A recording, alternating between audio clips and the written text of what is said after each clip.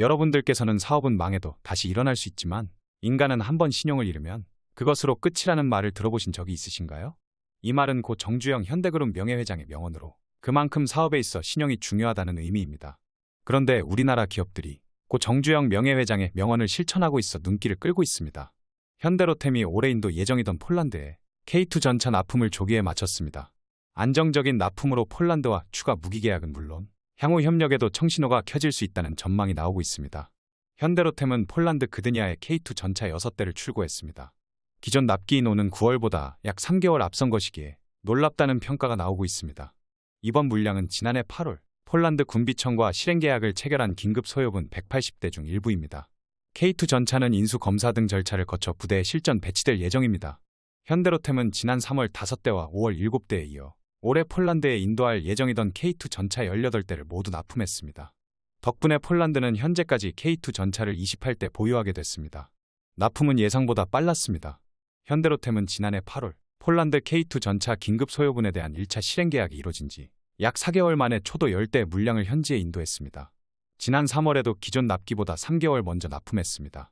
현대로템은 K2 전차의 신속한 출고를 위해 업무 부하가 예상되는 팀을 중심으로 인력을 재배치하고 특별 연장근로 신청을 통한 근무시간 연장으로 업무 효율을 높였습니다. 나머지는 2024년 56대, 2025년엔 96대 등 순차적으로 공급하게 됩니다. 연이은 조기 납품으로 신뢰를 쌓으며 폴란드 추가 계약에도 청신호가 켜졌습니다. 현대로템은 폴란드형 K2 전차 사업을 준비하고 있습니다. 820여 대 물량으로 폴란드 군사 체계에 표준화된 사양이 적용되며 현지에서 생산하는 초대형 프로젝트입니다. 지난해 1차 계약의 약 5배 규모입니다. 덕분에 K2 수출은 15조 원에 이를 것이라는 관측이 나오고 있습니다. 협상은 올해 하반기 중 마무리될 예정입니다.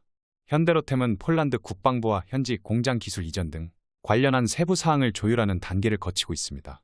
방산업계 한 관계자는 지난 3월에 이어 현대로템이 또 조기 납품에 성공하면서 한국과 폴란드 양국 간 상호 신뢰가 한층 높아졌다며 K2 전차 계약은 지난 1차 계약보다 규모도 크고 현지 생산과 단가 등 여러 고려할 사항이 많아 연내 계약을 목표로 조율 중인 것으로 보인다고 말했습니다. 마리우시 부아슈차크 폴란드 부총리 겸 국방장관은 한국에 방문해 한국 무기 체계를 둘러보며 수주 기대를 높였기에 한국의 대폴란드 방산 수출 규모는 더욱 커질 것으로 보입니다. 폴란드는 지난해 한국과 대규모 무기 도입 계약을 한 뒤 지금까지 전차 대금으로만 약 6천억 원을 결제한 것으로 나타났습니다. 방산 수출 효과에 폴란드는 올해 한국의 5번째 규모 무역 흑자국이 됐습니다. 한국무역협회 무역 통계에 따르면 올해 1월부터 4월 한국이 폴란드에 수출한 전차와 그 밖의 장갑 차량 규모는 2억 5,500만 달러로 나타났습니다. 작년부터 올 4월까지 이 항목의 누적 수출 규모는 4억 5,600만 달러, 한국 돈 6천억 원입니다. 지난해 폴란드 정부는 K2 전차 980대와 K9 자주포 648문, FA50 경공격기 48대 등의 무기를 한국에서 사들이는 기본 협정을 맺었습니다. 이어 현대로템과 하나에어로스페이스는 폴란드 군비청과 K2 흑표 전차 180대와 K9 자주포 48문 수출을 위한 57억 6천만 달러, 한국 돈 7조 5천억 원 규모의 1차 이행 계약을 체결했습니다. 하나에어로스페이스는 지난해 말 국산 다연장 로켓 천무 발사대 288기와 유도탄 수출을 위한 1차 계약도 폴란드와 맺었습니다. 계약한 무기는 빠르게 인도되고 있는데 지난해 12월 초 K2 전차 10대와 K9 자주포 24문이 폴란드에 도착했습니다. 지난 7일 경남 사천 본사에선 폴란드 수출형 FA51호기 출고식도 열렸는데 FA50은 오는 8월부터 첫 납품이 이뤄질 예정이고 올해 말까지 모두 12대가 폴란드에 인도될 계획입니다. 방산 수출 효과로 한국은 폴란드와의 무역에서 올해 1월부터 4월까지 27억 1천만 달러 흑자를 냈습니다. 미국과 베트남, 그리고 홍콩과 인도에 이어 5번째 많은 흑자를 기록했습니다. 폴란드 수출은 다른 무기체계까지 확대될 전망입니다. 방위사업청에 따르면 지난달 방사청은 폴란드를 방문해 현지 국영방산그룹 PGG 관계자와 만났습니다. 당시 PGG 측은 한국산 K808, 백호 차륜형 장갑차의 공동 연구 개발을 제안한 것으로 알려졌습니다. 전문가들은 향후 폴란드가 한국 무기를 도입할 때 기술 이전과 현지 생산 등 절충교역 요구가 커질 것으로 보고 있습니다. 절충교역은 외국에서 물자나 용역을 구매할 때 일정한 반대급부를 요구하는 조건부 교역입니다. 방산업계 관계자는 향후 폴란드가 KF-21 등 우리 군이 개발 중인 전투기 사업도 공동개발 형태로 참여할 가능성이 있다며 이 경우 일부 수량을 주문하고 절충교역으로 일부를 현지 생산하는 방안도 검토될 것이라고 밝혔습니다. 몸값이 오른 K방산은 파리 에어쇼에서 유럽 시장을 정조준하고 있습니다. 국내 방산업체들이 세계 최대 에어쇼인 파리 에어쇼에 참가해 주력 상품을 전시하고 홍보 활동에 나서면서 유럽 시장 진출을 꾀하고 있는 것입니다. 폴란드와 20조 원대 무기 구매 계약으로 주변국의 관심도 높아진 만큼 지속해서 유럽의 문을 두드린다는 계획입니다. 방산업계에 따르면 국내 방산 기업은 파리 르브르제 공항에서 개최되는 파리 에어쇼에 24개 부스를 설치하고 홍보 활동을 하고 있습니다. 이번 파리 에어쇼에는 하나시스템과 에어로스페이스, 그리고 LIG넥스원 등 대형 업체뿐 아니라 방위산업진흥회과 국토교통과학기술진흥원 등이 참가했습니다. 지난해 폴란드와 대규모 무기 수출 계약 등으로 K방산이 주목받는 상황에서 기업들은 에어쇼를 홍보의 장으로 적극 활용하고 있는 것입니다. 카이와 하나는 대규모로 마련한 부스에 주력 상품을 전시했는데, 카이는 폴란드에 48대 수출 계약을 맺은 경공격기 FA-50을 비롯해 한국형 전투기 KF-21 최초 양산을 앞둔 소형무장 헬기와 다양한 파생형으로 개량된 수리온 헬기를 선보였습니다. 또 에어쇼 현장에서 유럽 주요국 대표단을 만나 잠재 고객을 발굴하고 중동과 남미 등 기존 국산 항공기를 운영하는 국가의 주요 인사와 면담에 KF-21 및 수리온 등 후속 사업 기회 창출도 모색합니다. 하나시스템은 하나에어로스페이스와 통합 부스를 꾸며 스페이스존과 에어모빌리티존 그리고 에어존 등 3개 구역으로 운영하고 있습니다. 전시관 중앙에는 국내 최초로 기술 국산화에 성공한 초소형 영상 레이더 위성도 공개했는데, 악천 후에도 우주에서 지상을 관측할 수 있고 소형화로 다수의 위성을 한 번에 쏘아 올릴 수 있습니다. 업계 관계자는 에어쇼 현장에서 만나는 고객들과 협력할 기회를 계속 만들려고 한다며 유럽뿐 아니라 최근에 관심이 높아진 중동과 동남아까지 시장을 확대할 계획이라고 말했습니다. 이렇게 대한민국의 방산산업이 주목받고 있는 가운데 미국과 중국은 여전히 전 세계를 긴장시키고 있습니다. 조 바이든 미국 대통령이 시진핑의 독재자라고 지칭한 것입니다. 조 바이든 미국 대통령이 공개 석상에서 시진핑 중국 국가주석을 독재자로 표현하자 중국이 정치적 도발이라며 반발했습니다.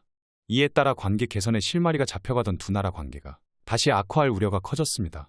바이든 대통령이 미국 캘리포니아에서 열린 모금 행사에 참석해 지난 2월에 발생한 중국 정찰 풍선 사태를 언급하면서 시 주석을 독재자로 표현했다고 로이터 통신이 보도했습니다. 바이든 대통령은 이 사태가 벌어졌을 때 시 주석이 매우 당황했다며, 내가 차량 2대 분량의 첩보 장비가 실린 풍선을 격추했을 때 시진핑이 매우 언짢았던 까닭은 그것이 거기 있다는 걸 몰랐기 때문이라고 말했습니다.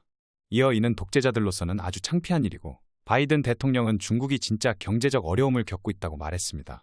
바이든 대통령의 발언은 토니 블링컨 미 국무장관이 중국을 방문해 시 주석과 만난 지 하루 만에 나왔습니다. 블링컨 장관은 시 주석과 대화를 통한 위험 관리에 합의했고, 바이든 대통령은 블링컨 장관이 대단한 일을 했다고 평가했습니다. 중국은 독재자 시진핑 발언을 강하게 비난하면서 미국이 조처하지 않으면 모든 후과를 감당해야 할 것이라고 밝혔습니다. 주미 중국 대사관은 이날 성명을 내고 바이든 대통령의 발언은 심각하게 기본적인 사실에 위배되고 외교적 예절을 위반하며 상호 신뢰를 훼손하는 중상모략이라고 비난했습니다. 대사관은 시에펑 대사가 전날 백악관과 국무부, 고위 관리들에게 심각한 입장을 표명하고 강력하게 항의했다며 미국이 부정적인 영향을 원상태로 돌리고 그들의 약속을 지키기 위한 진지한 조치를 즉각 취할 것을 촉구한다고 말했습니다. 그러면서 그렇지 않으면 모든 결과를 감수해야 할 것이라고 경고했습니다.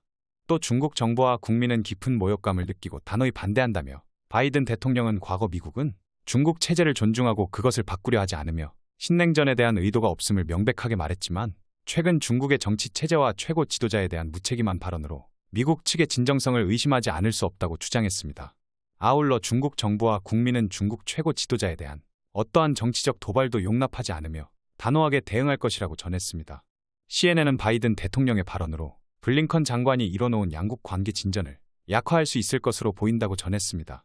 이렇게 미국과 중국이 대립하고 있는 가운데 앞으로의 동북아 정세에도 귀추가 주목되고 있는데요. 세계에서 제일 강한 두 나라가 긴장을 고조시키고 있어 대한민국의 무기도 잘 팔리고 있지만 개인적으로는 참 씁쓸한 것 같습니다.